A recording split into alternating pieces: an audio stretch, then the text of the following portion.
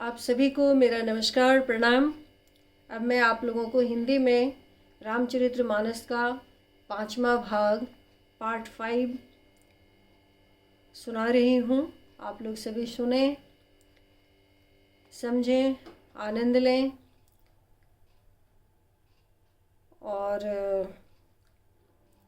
सनातन धर्म की जय कहें।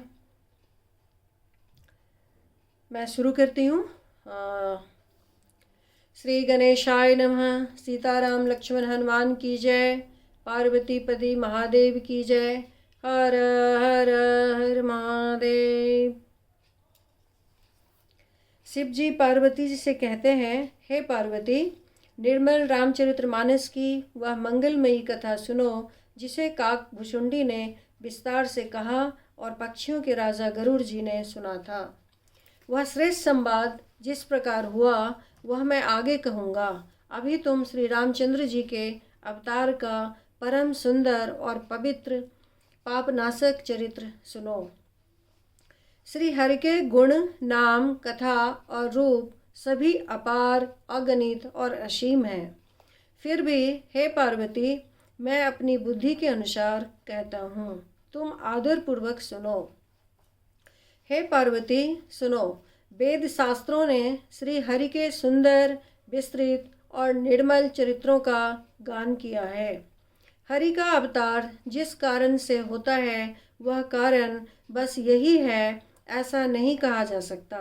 अनेकों कारण हो सकते हैं और ऐसे भी हो सकते हैं जिन्हें कोई जान ही नहीं सकता। हे सयानी सुनो, हमारा मत तो यही है कि बुद्धि, मन और वाणी से श्री रामचंद्र जी की तर्कना नहीं की जा सकती तथा संत, मुनि, वेद और पुराण अपनी अपनी बुद्धि के अनुसार जैसा कुछ कहते हैं और जैसा कुछ मेरी समझ में आता है, हे सुमुखी, वही कारण मैं तुमको सुनाता हूँ। जब जब धर्म का ह्रास होता है और नीच अभिमानी राक्षस बढ़ जाते हैं और वे ऐसा अन्याय करते हैं कि जिसका वर्णन नहीं हो सकता तथा ब्राह्मण, गौ, देवता और पृथ्वी कष्ट पाते हैं, तब तब वे कृपा निधान प्रभु भांति भांति के शरीर धारण कर सज्जनों की पीड़ा हरते हैं। वे असुरों को मारकर देवताओं को स्थापित करते हैं, अपने वेदों की मर्यादा की रक्षा करते हैं और जगत में अपना निर्मल यश फैलाते हैं। श्री रामचंद्र जी के अवतार का यह कारण है। उसी यश को गागा कर भक्तजन भवसागर से तर जाते हैं। कृपा सागर भगवान भक्तों के हित के लिए शरीर धारण करते हैं। श्री रामचंद्र जी के जन्म लेने के अनेक कारण हैं जो एक से एक बढ़कर विचित्र है। हे सुंदर बुद्धि वाली भवानी, मैं उनके 2-1 जन्मों का विस्तार से वर्णन करता हूँ, तुम सावधान होकर सुनो। श्री हरि के जय और विजय 2 प्यारे द्वारपाल हैं जिनको सब कोई जानते हैं। उन दोनों भाइयों ने ब्राह्मण के शाप से असुरों का तामसी शरीर पाया। एक का नाम था हिरण्यकश्यपु और दूसरे का हिरण्याक्ष। ये देवराज इंद्र के गर्भ को छुड़ाने वाले सारे जगत में प्रसिद्ध हुए। वे युद्ध में विजय पाने वाले विख्यात वीर थे। इनमें से एक हिरण्याक्ष को भगवान ने बराह सुअर का शरीर धारण करके मारा। फिर दूसरे हिरण्यकश्यपु का नरसिंह रूप धारण करके वध किया और अपने भक्त प्रहलाद का सुंदर यश फैलाया। वे ही दोनों जाकर देवताओं को जीतने वाले तथा बड़े योद्धा रावण और कुंभकर्ण नामक बड़े बलवान और महावीर राक्षस हुए जिन्हें सारा जगत जानता है। भगवान के द्वारा मारे जाने पर भी वे हिरण्याक्ष और हिरण्यकश्यपु इसलिए मुक्त नहीं हुए कि ब्राह्मण के वचन का प्रमाण 3 जन्म के लिए था। अतः एक बार उनके कल्याण के लिए भक्त प्रेमी भगवान ने फिर अवतार लिया। वहाँ उस अवतार में कश्यप और अदिति उनके माता पिता हुए जो दशरथ और कौशल्या के नाम से प्रसिद्ध थे। एक कल्प में इस प्रकार अवतार लेकर उन्होंने संसार में पवित्र लीलाएं की। एक कल्प में सब देवताओं को जलंधर दैत्य से युद्ध में हार जाने के कारण दुखी देखकर शिवजी ने उसके साथ बड़ा घोर युद्ध किया, पर वह महाबली दैत्य मारे नहीं मरता था। उस दैत्यराज की स्त्री परम सती थी। उसी के प्रताप से त्रिपुरासुर जैसे अजय शत्रु का विनाश करने वाले शिवजी भी उस दैत्य को नहीं जीत सके। प्रभु ने छल से उस स्त्री का व्रत भंग कर देवताओं का काम किया। जब उस स्त्री ने यह भेद जाना, तब उसने क्रोध करके भगवान को श्राप दिया। लीलाओं के भंडार कृपाल हरि ने उस स्त्री के शाप को प्रमाण्य दिया, स्वीकार किया। वही जलंधर उस कल्प में रावण हुआ, जिसे श्री रामचंद्र जी ने युद्ध में मारकर परम पद के दिया। एक जन्म का कारण यह था जिससे श्री रामचंद्र जी ने मनुष्य देह धारण किया। हे भरद्वाज मुनि, सुनो, प्रभु के प्रत्येक अवतार की कथा का कवियों ने नाना प्रकार से वर्णन किया है। एक बार नारद जी ने श्राप दिया, अतः एक कल्प में उसके लिए अवतार हुआ। यह बात सुनकर पार्वती जी बड़ी चकित हुई और बोली कि नारद जी तो विष्णु भक्त और ज्ञानी हैं। मुनि ने भगवान को शाप किस कारण दिया? लक्ष्मीपति भगवान ने उनका क्या अपराध किया था? हे पुरारी, यह कथा मुझसे कहिए। मुनि नारद के मन में मोह होना बड़े आश्चर्य की बात है। तब महादेव जी ने हंसकर कहा, ना कोई ज्ञानी है न मूर्ख। श्री रघुनाथ जी जब जिसको जैसा करते हैं वह उसी क्षण वैसा ही हो जाता है। याज्ञवल्क्य जी कहते हैं, हे भरद्वाज, मैं श्री रामचंद्र जी के गुणों की कथा कहता हूँ, तुम आदर से सुनो। तुलसीदास जी कहते हैं, मान और मद को छोड़कर आवागमन का नाश करने वाले रघुनाथ जी को भजो। हिमालय पर्वत में एक बड़ी पवित्र गुफा थी। उसके समीप ही सुंदर गंगा जी बहती थी। वह परम पवित्र सुंदर आश्रम देखने पर नारद जी के मन को बहुत ही सुहावना लगा। पर्वत, नदी और वन के विभागों को देखकर नारद जी का लक्ष्मीकांत भगवान के चरणों में प्रेम हो गया। भगवान का स्मरण करते ही उन नारद मुनि के शाप उन्हें दक्ष प्रजापति ने दिया था और जिसके कारण वे एक स्थान पर नहीं ठहर सकते थे, गति रुक गई और मन के स्वाभाविक ही निर्मल होने से उनकी समाधि लग गई।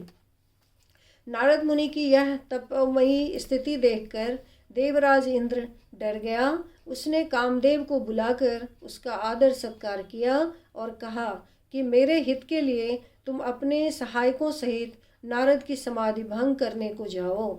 यह सुनकर मीनध्वज कामदेव मन में प्रसन्न होकर चला। इंद्र के मन में यह डर हुआ कि देवर्षि नारद मेरी पुरी यानी अमरावती का निवास चाहते हैं। जगत में जो कामी और लोभी होते हैं वे कुटिल कौए की तरह सबसे डरते हैं। जैसे मूर्ख कुत्ता सिंह को देखकर सूखी हड्डी लेकर भागे और वह मूर्ख यह समझे कि कहीं उस हड्डी को सिंह छीन न ले, वैसे ही इंद्र को नारद जी मेरा राज्य छीन लेंगे ऐसा सोचते लाज नहीं आई। जब कामदेव उस आश्रम में गया तब उसने अपनी माया से वहाँ बसंत ऋतु को उत्पन्न किया। तरह तरह के वृक्षों पर रंग बिरंगे फूल खिल गए, उन पर कोयलें कूकने लगीं और भौरें गुंजार करने लगे। कामाग्नि को भड़काने वाली 3 प्रकार की शीतल, मंद और सुगंध सुहावनी हवा चलने लगी। रंभा आदि नवयुवती देवांगनाएं जो सब की सब काम कला में निपुण थी, वे बहुत प्रकार की तानों की तरंग के साथ गाने लगीं और हाथ में गेंद लेकर नाना प्रकार के खेल खेलने लगीं। कामदेव अपने इन सहायकों को देखकर बहुत प्रसन्न हुआ और फिर उसने नाना प्रकार के माया जाल किए, परंतु कामदेव की कोई भी कला मुनि पर असर ना कर सकी।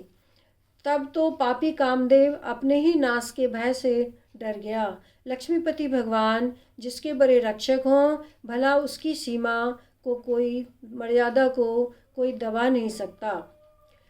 तब अपने सहायकों समेत कामदेव ने बहुत डरकर और अपने मन में हार मानकर बहुत ही आर्त वचन कहते हुए मुनि के चरणों को जा पकड़ा।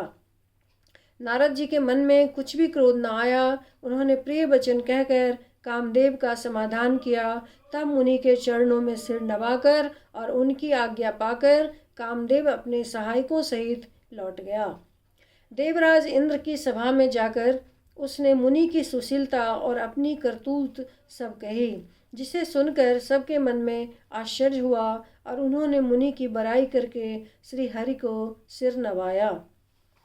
तब नारद जी शिव जी के पास गए। उनके मन में इस बात का अहंकार हो गया कि हमने कामदेव को जीत लिया। उन्होंने कामदेव के चरित्र शिव जी को सुनाए और महादेव जी ने उनको अत्यंत प्रिय जानकर इस प्रकार शिक्षा दी। हे मुनि, मैं तुमसे बार बार विनती करता हूँ कि जिस तरह यह कथा तुमने मुझे सुनाई है उस तरह भगवान श्री हरि को कभी मत सुनाना। चर्चा भी चले तब भी इसको छिपा जाना। यद्यपि शिव जी ने यह हित की शिक्षा दी पर नारद जी को वह अच्छी ना लगी। हे भरद्वाज, अब कौतुक यानी तमाशा सुनो। हरि की इच्छा बड़ी बलवान है। श्री रामचंद्र जी जो करना चाहते हैं वही होता है। ऐसा कोई नहीं जो उसके विरुद्ध कर सके। श्री शिव जी के वचन नारद जी के मन को अच्छे नहीं लगे। तब वे वहाँ से ब्रह्मलोक को चल दिए। एक बार गान विद्या में निपुण मुनिनाथ नारद जी हाथ में सुंदर बीना लिए हरिगुण गाते हुए क्षीर सागर गए, जहाँ वेदों के मस्तक स्वरूप मूर्तिमान वेदांत तत्व लक्ष्मी निवास भगवान नारायण रहते हैं। रमा निवास रमानिवास भगवान उठकर बड़े आनंद से उनसे मिले और ऋषि के साथ आसन पर बैठ गए। चराचर के स्वामी भगवान हंसकर बोले, हे मुनि, आज आपने बहुत दिनों पर दया की। यद्यपि श्री शिव जी ने उन्हें पहले से ही बरज रखा था तो भी नारद जी ने कामदेव का सारा चरित्र भगवान को कह सुनाया। श्री रघुनाथ जी की माया बड़ी ही प्रबल है। जगत में ऐसा कौन जन्मा है जिसे वह मोहित ना कर दे। भगवान रुखा मुँह करके कोमल वचन बोले, हे मुनिराज, आपका स्मरण करने से दूसरों के मोह काम मद और अभिमान मिट जाते हैं, फिर आपके लिए तो कहना ही क्या है। हे मुनि सुनिए, मोह तो उसके मन में होता है जिसके हृदय में ज्ञान वैराग्य नहीं है। आप तो ब्रह्मचर्य व्रत में तत्पर और बड़े धीर बुद्धि हैं, भला कहीं आपको भी कामदेव सता सकता है। नारद जी ने अभिमान के साथ कहा, भगवान, यह सब आपकी कृपा है। करुणा निधान भगवान ने मन में विचार कर देखा कि इसके मन में गर्भ के भारी वृक्ष का अंकुर पैदा हो गया है। मैं उसे तुरंत ही उखाड़ फेंकूंगा, क्योंकि सेवकों का हित करना हमारा प्रण है। मैं अवश्य ही वह उपाय करूंगा जिससे मुनि का कल्याण और मेरा खेल हो। तब नारद जी भगवान के चरणों में सिर नवाकर चले। उनके हृदय में अभिमान और भी बढ़ गया। तब लक्ष्मीपति भगवान ने अपनी माया को प्रेरित किया। अब उसकी कठिन करनी सुनो। उस हरिमाया ने रास्ते में 100 योजन का एक नगर रचा। उस नगर की भांति भांति की रचनाएं लक्ष्मी निवास भगवान विष्णु के नगर बैकुंठ से भी अधिक सुंदर थीं। उस नगर में ऐसे सुंदर नर नारी बसते थे मानो बहुत से कामदेव और उसकी स्त्री रति ही मनुष्य शरीर धारण किए हुए हों।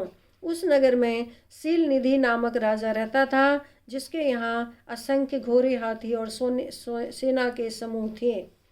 उसका वैभव और विलास 100 इंद्रों के समान था। वह रूप, तेज, बल और नीति का घर था। उसके विश्वमोहिनी नाम की एक ऐसी रूपवती कन्या थी जिसके रूप को देखकर लक्ष्मी जी भी मोहित हो जाएं। यह सब गुणों की खान भगवान की माया ही थी। उसकी शोभा का वर्णन कैसे किया जा सकता है। वह राजकुमारी स्वयंवर करना चाहती थी, इससे वहाँ अगणित राजा आए हुए थे। खिलवारी मुनि नारद जी उस नगर में गए और नगर वासियों से उन्होंने सब हाल पूछा। सब समाचार सुनकर वे राजा के महल में आए। राजा ने पूजा करके मुनि को आसन पर बैठाया। फिर राजा ने राजकुमारी को लाकर नारद जी को दिखाया और पूछा कि हे नाथ, आप अपने हृदय में विचार कर इसके सब गुण दोष कहिए। उसके रूप को देखकर मुनि वैराग्य भूल गए और बड़ी देर तक उसकी ओर देखते ही रह गए। उसके लक्षण देखकर मुनि अपने आप को भी भूल गए और हृदय में हर्षित हुए, पर प्रकट रूप में उन लक्षणों को नहीं कहा। लक्षणों को सोचकर वे मन में कहने लगे कि जो इसे ब्याहेगा वह अमर हो जाएगा और रणभूमि में कोई उसे जीत ना सकेगा।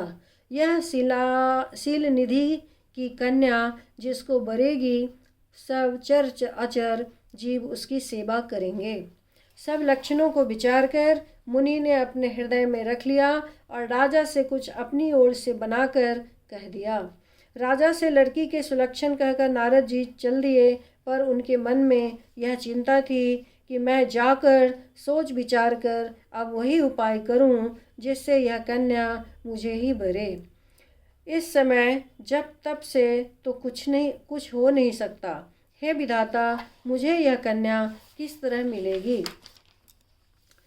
इस समय तो बड़ी भारी शोभा और विशाल रूप चाहिए, जिसे देखकर राजकुमारी मुझ पर रिझ जाए और तब जयमाल मेरे गले में डाल दे। एक काम करूं कि भगवान से सुंदरता मांगूं, पर भाई उनके पास जाने में तो बहुत देर हो जाएगी, किंतु श्रीहरि के समान मेरा हित भी कोई नहीं है, इसलिए इस समय वे ही मेरे सहायक हों।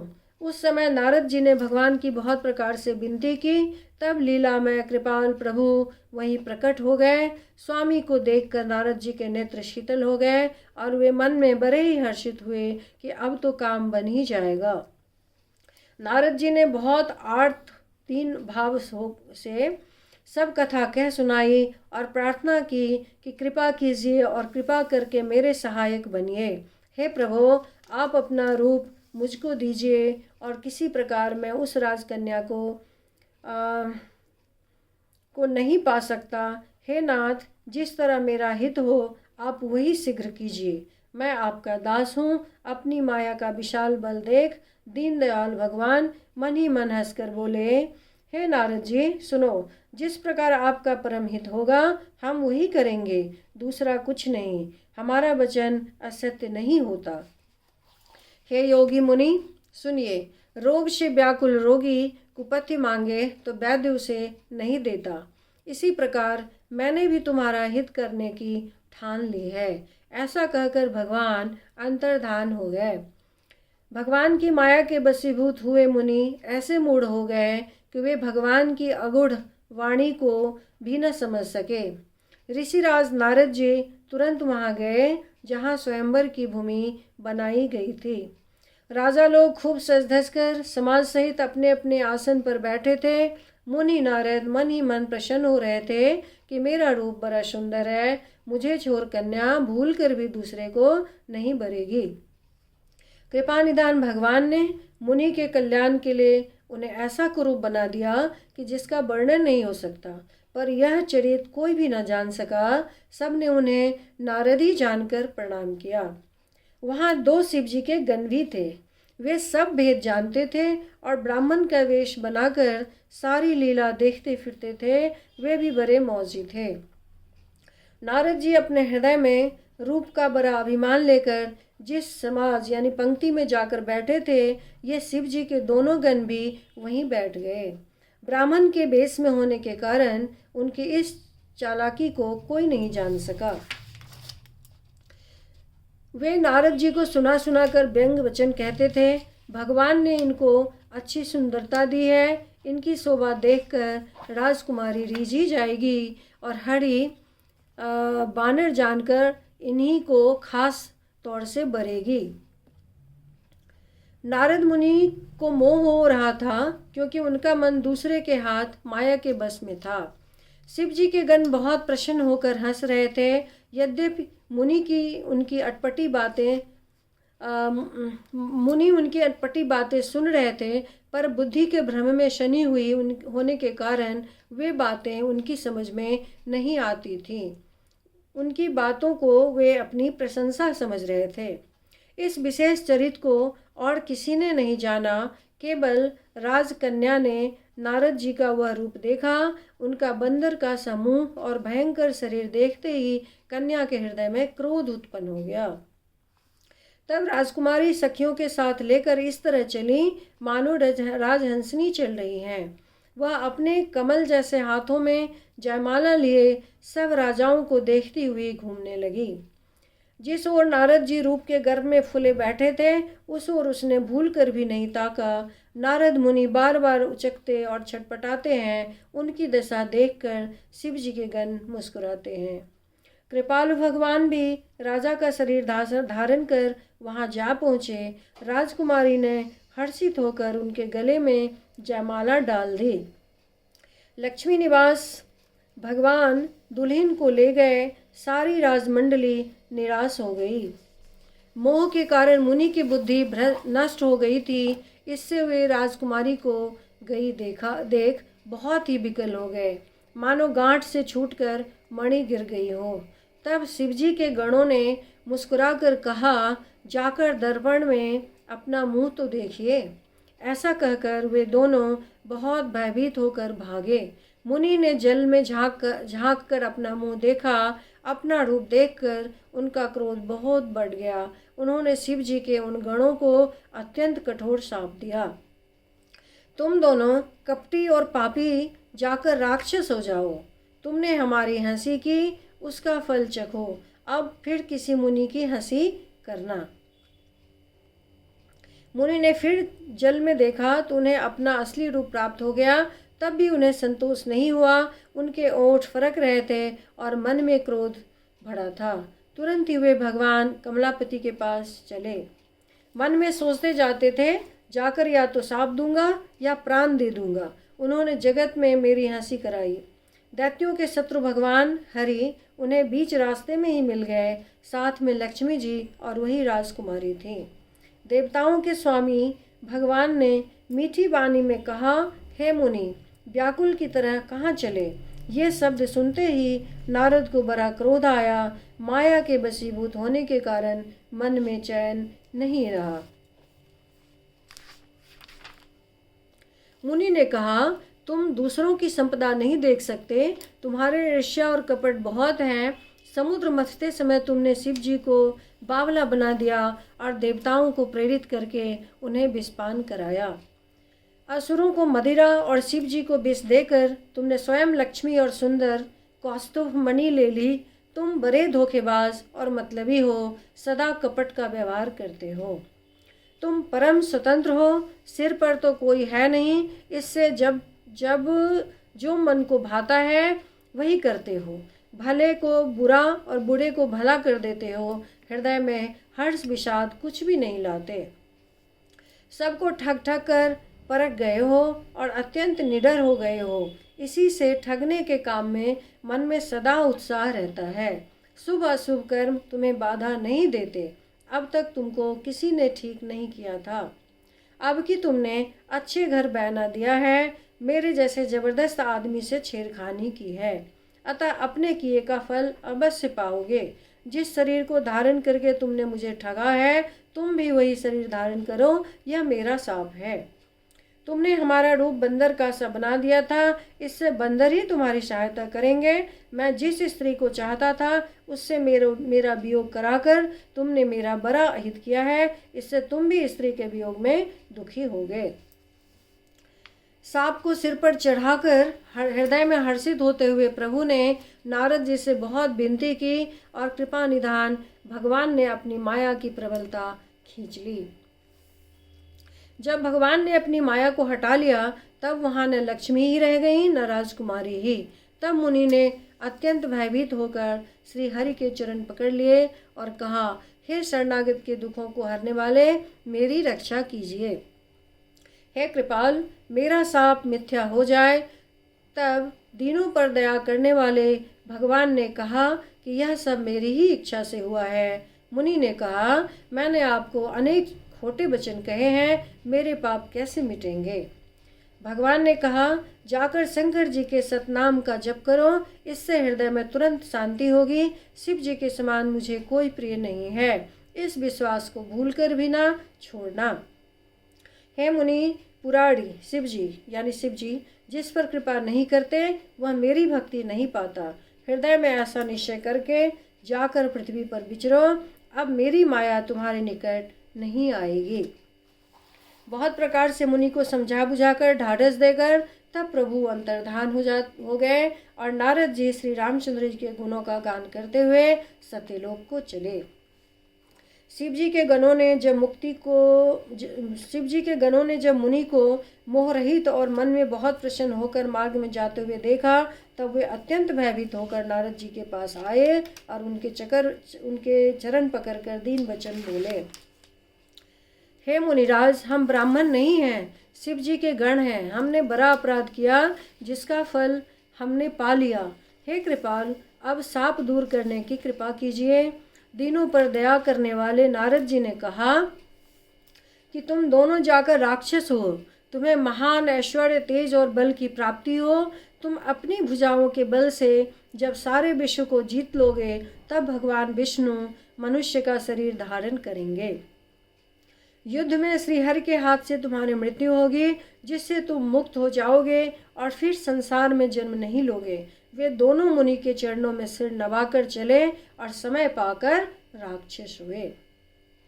देवताओं को प्रसन्न करने वाले, सज्जनों को सुख देने वाले और पृथ्वी का भार हरण करने वाले भगवान ने एक कल्प में इसी कारण मनुष्य का अवतार लिया था।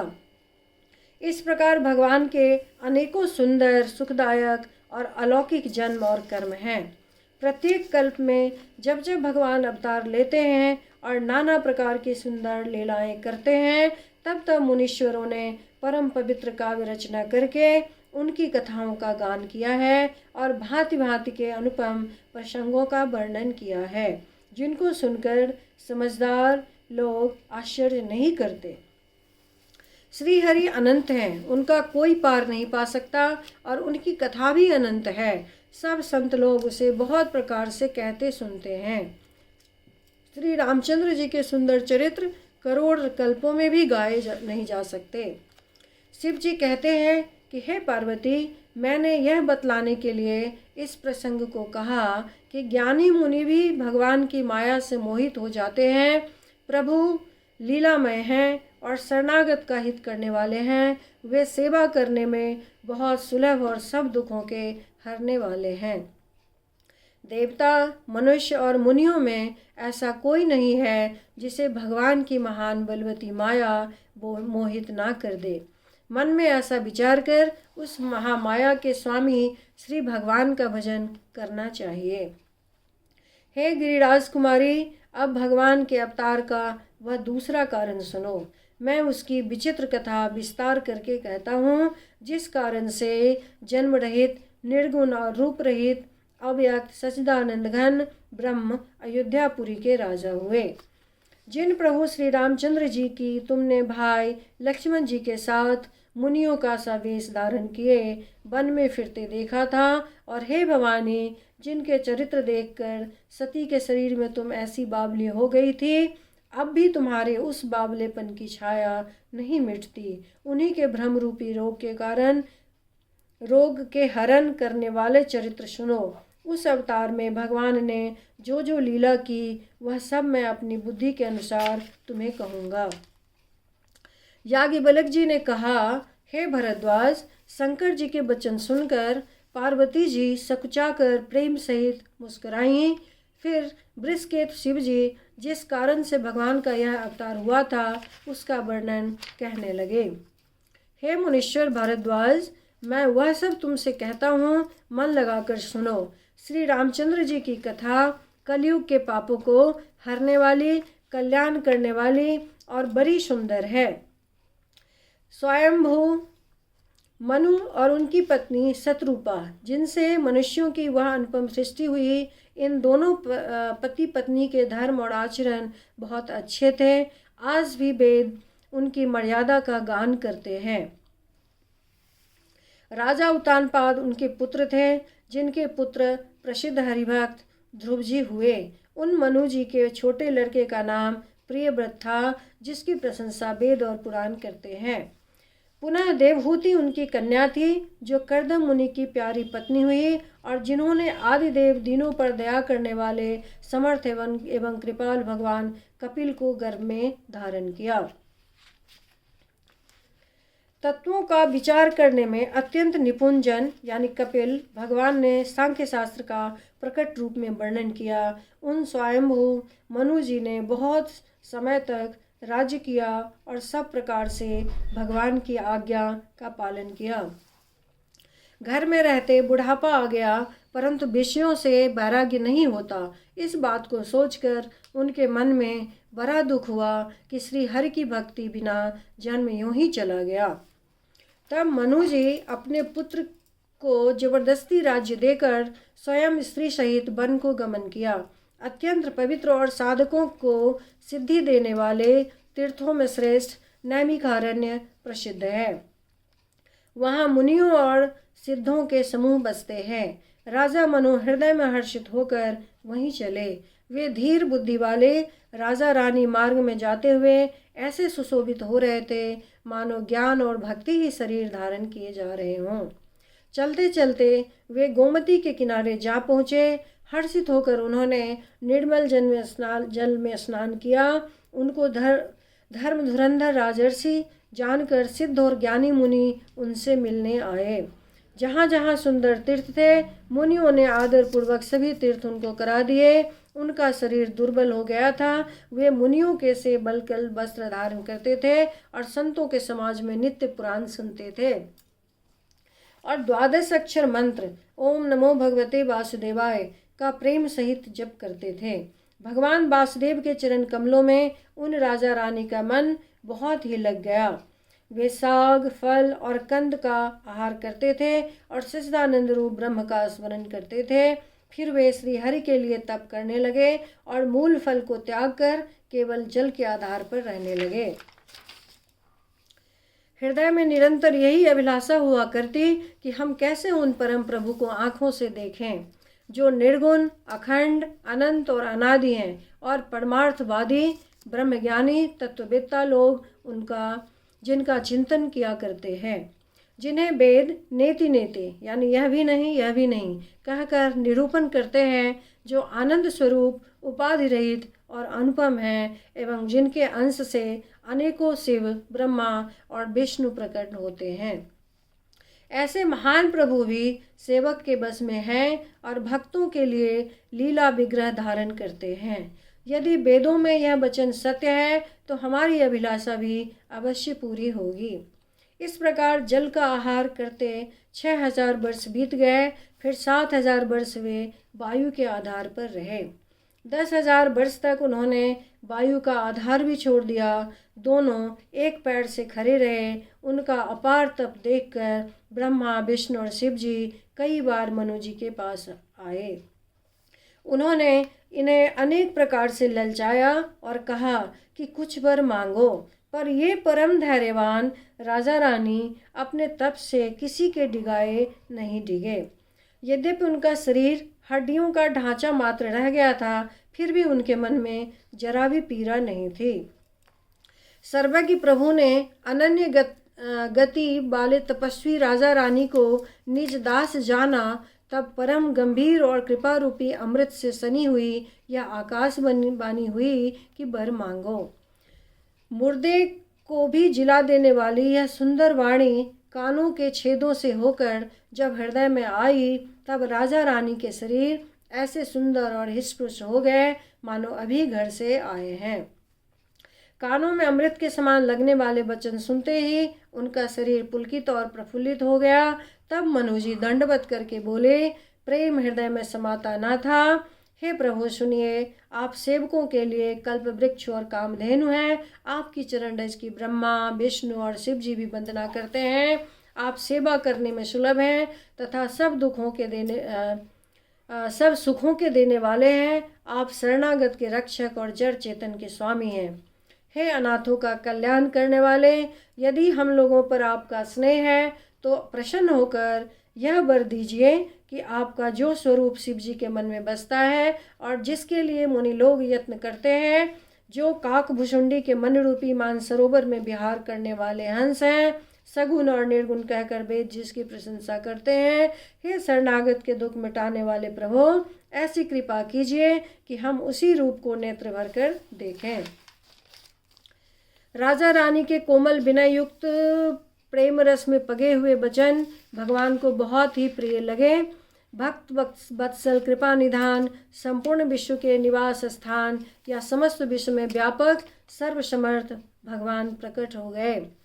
भगवान के नीले कमल, नीलमणि और नीले मेघ के समान कोमल, प्रकाशमय और सरस श्यामवर्ण शरीर की शोभा देखकर करोड़ों कामदेव भी लजा जाते हैं। उनका मुख शरद पूर्णिमा के चंद्रमा के समान छवि की सीमा स्वरूप था। गाल और ठोड़ी बहुत सुंदर थे। गला शंख के समान त्रिरेख युक्त चढ़ाव उतार वाला था। लाल ओठ, दांत और नाक अत्यंत सुंदर थे। हंसी चंद्रमा की किरणावली को नीचा दिखाने वाली थी। नेत्रों की छवि नए खिले हुए कमल के समान बड़ी सुंदर थी। मनोहर चितवन जी को बहुत प्यारी लगती थी। टेढ़ी भौहें कामदेव के धनुष की शोभा की हरने वाली थी। ललाट पटल पर प्रकाशमय तिलक था। कानों में मकराकृत यानी मछली के आकार के कुंडल और सिर पर मुकुट सुशोभित था। टेढ़े घुंघराले काले बाल ऐसे सघन थे मानो भौरों के झुंड हों। हृदय पर श्रीवत्स, सुंदर बनमाला, रत्न जटित हार और मणियों के आभूषण सुशोभित थे। सिंह की सी गर्दन थी, सुंदर जनेऊ था। भुजाओं में जो गहने थे वे भी सुंदर थे। हाथी के सूंड के समान उतार चढ़ाव वाले सुंदर भुजदंड थे। कमर में तरकस और हाथ में बाण और धनुष शोभा पा रहे थे। स्वर्ण वर्ण का प्रकाशमय पीताम्बर बिजली को लजाने वाला था। पेट पर सुंदर 3 रेखाएं थी। नाभि ऐसी मनोहर थी मानो यमुना जी के भंवरों की छवि को छीने लेती हो, जिनमें मुनियों के मन रूपी भौरे बसते हैं। भगवान के उन चरण कमलों का तो वर्णन ही नहीं किया जा सकता। भगवान के बाएं भाग में सदा अनुकूल रहने वाली शोभा की राशि जगत की मूल कारण रूपा आदिशक्ति श्री जानकी जी सुशोभित हैं, जिनके अंश से गुणों की खान अगणित लक्ष्मी, पार्वती और ब्रह्मानी त्रिदमों की शक्तियाँ उत्पन्न होती हैं तथा जिनकी भौहें के इशारे से ही जगत की रचना हो जाती है, वही भगवान की स्वरूपा शक्ति श्री सीता जी श्री रामचंद्र जी की बाईं ओर स्थित हैं। शोभा के समुद्र श्री हरि के रूप को देखकर मनु शत्रुपा नेत्रों के पट रोके हुए एक टक स्तब्ध रह गए। उस अनुपम रूप को वे आदर सहित देख रहे थे और देखते देखते अघाते ही न थे। आनंद के अधिक बस में हो जाने के कारण उन्हें अपने देह की सुधि भूल गई। वे हाथों से भगवान के चरण पकड़कर दंड की तरह भूमि पर गिर पड़े। कृपा की राशि प्रभु ने अपने कर कमलों से उनके मस्तकों का स्पर्श किया और उन्हें तुरंत ही उठा लिया। फिर कृपा निधान भगवान बोले, मुझे अत्यंत प्रसन्न जानकर और बड़ा भारी दानी मानकर जो मन को भाए वही वर मांग लो। प्रभु के वचन सुनकर दोनों हाथ जोड़कर और धीरज धरकर राजा ने कोमल वाणी कही, हे नाथ, आपके चरण कमलों को देखकर अब हमारी सारी मनोकामनाएं पूरी हो गई। फिर भी मन में एक बड़ी लालसा है, उसका पूरा होना सहज भी है और अत्यंत कठिन भी, इसी से उसे कहते नहीं बनता। हे स्वामी, आपके लिए तो उसका पूरा करना बहुत ही सहज है, पर मुझे अपनी कृपणता के कारण वह अत्यंत कठिन मालूम होता है। जैसे कोई दरिद्र कल्प वृक्ष को पाकर भी अधिक द्रव्य मांगने में संकोच करता है क्योंकि वह उसके प्रभाव को नहीं जानता, वैसे ही मेरे हृदय में संशय हो रहा है। हे स्वामी, आप अंतर्यामी हैं, इसलिए उसे जानते ही हैं। मेरा वह मनोरथ पूरा कीजिए। भगवान ने कहा, हे राजन, संकोच छोड़कर मुझसे मांगो। तुम्हें ना दे सकूं ऐसा मेरे पास कुछ भी नहीं है। राजा ने कहा, हे दानियों के शिरोमणि, हे कृपा निधान, हे नाथ, मैं अपने मन का सच्चा भाव कहता हूँ कि मैं आपके समान पुत्र चाहता हूँ। प्रभु से भला क्या छिपाना। राजा की प्रीति देखकर और उनके अमूल्य वचन सुनकर करुणा निधान भगवान बोले, ऐसा ही हो हे राजन, मैं अपने समान दूसरा कहाँ जाकर खोजूं, अतः स्वयं ही आकर तुम्हारा पुत्र बनूंगा। सतरूपा जी को हाथ जोड़े देखकर भगवान ने कहा, हे देवी, तुम्हारी जो इच्छा हो सो वर मांग लो। सतरूपा ने कहा, हे नाथ, चतुर राजा ने जो वर मांगा, हे कृपाल, वह मुझे बहुत ही प्रिय लगा। परंतु हे प्रभु, बहुत ढिठाई हो रही है। यद्यपि हे भक्तों का हित करने वाले, वह ढिठाई भी आपको अच्छी ही लगती है। आप ब्रह्मा आदि के भी पिता, उत्पन्न करने वाले, जगत के स्वामी और सबके हृदय के भीतर की जानने वाले ब्रह्म हैं। ऐसा समझने पर मन में संदेह होता है, फिर भी प्रभु ने जो कहा वही प्रमाण यानी सत्य है। मैं तो यह मांगती हूँ कि हे नाथ, आपके जो निज जन हैं, वे जो अलौकिक अखंड सुख पाते हैं और जिस परम गति को प्राप्त होते हैं, हे प्रभु, वही सुख, वही गति, वही भक्ति, वही अपनी चरणों में प्रेम, वही ज्ञान और वही रहन सहन कृपा करके हमें दीजिए। रानी की कोमल, गूढ़ और मनोहर श्रेष्ठ वाक्य रचना सुनकर कृपा के समुद्र भगवान कोमल वचन बोले, तुम्हारे मन में जो कुछ इच्छा है वह सब मैंने तुमको दिया, इसमें कोई संदेह न समझना। हे माता, मेरी कृपा से तुम्हारा अलौकिक ज्ञान कभी नष्ट ना होगा। तब मनु ने भगवान के चरणों की वंदना करके फिर कहा, हे प्रभु, मेरी एक विनती और है। आपके चरणों में मेरी वैसी ही प्रीति हो जैसी पुत्र के लिए पिता की होती है, चाहे मुझे कोई बड़ा भारी मूर्ख ही क्यों न कहे। जैसे मणि के बिना सांप और जल के बिना मछली नहीं रह सकती, वैसे ही मेरा जीवन आपके अधीन रहे, आपके बिना न रह सके। ऐसा वर मांग कर राजा भगवान के चरण पकड़े रह गए। तब दया के निधान भगवान ने कहा, ऐसा ही हो, अब तुम मेरी आज्ञा मानकर देवराज इंद्र की राजधानी अमरावती में जाकर वास करो। हे तात, वहाँ स्वर्ग के बहुत से भोग भोग कर कुछ काल बीत जाने पर तुम अवध के राजा होगे, तब मैं तुम्हारा पुत्र होऊंगा। इच्छा निर्मित मनुष्य रूप सजकर मैं तुम्हारे घर प्रकट होऊंगा। हे तात, मैं अपने अंशों सहित देह धारण करके भक्तों को सुख देने वाले चरित्र करूंगा। जिन चरित्रों को बड़े भाग्यशाली मनुष्य आदर सहित सुनकर ममता और मद त्याग कर भव सागर से तर जाएंगे, आदि शक्ति या मेरी स्वरूप भूता माया भी, जिसने जगत को उत्पन्न किया है, अवतार लेगी। इस प्रकार मैं तुम्हारी अभिलाषा पूरी करूंगा। मेरा प्रण सत्य है, सत्य है, सत्य है। कृपा निधान भगवान बार बार ऐसा कहकर अंतर्धान हो गए। वे स्त्री पुरुष यानी राजा रानी भक्तों पर कृपा करने वाले भगवान को हृदय में धारण करके कुछ काल तक उस आश्रम में रहे। फिर उन्होंने समय पाकर सहज ही बिना किसी कष्ट के शरीर छोड़कर अमरावती इंद्र की पुरी में जाकर वास किया। याज्ञवल्क्य जी कहते हैं, हे भरद्वाज, इस अत्यंत पवित्र इतिहास को शिव जी ने पार्वती से कहा था। अब श्री राम के अवतार लेने का दूसरा कारण सुनो। सियावर रामचंद्र की जय।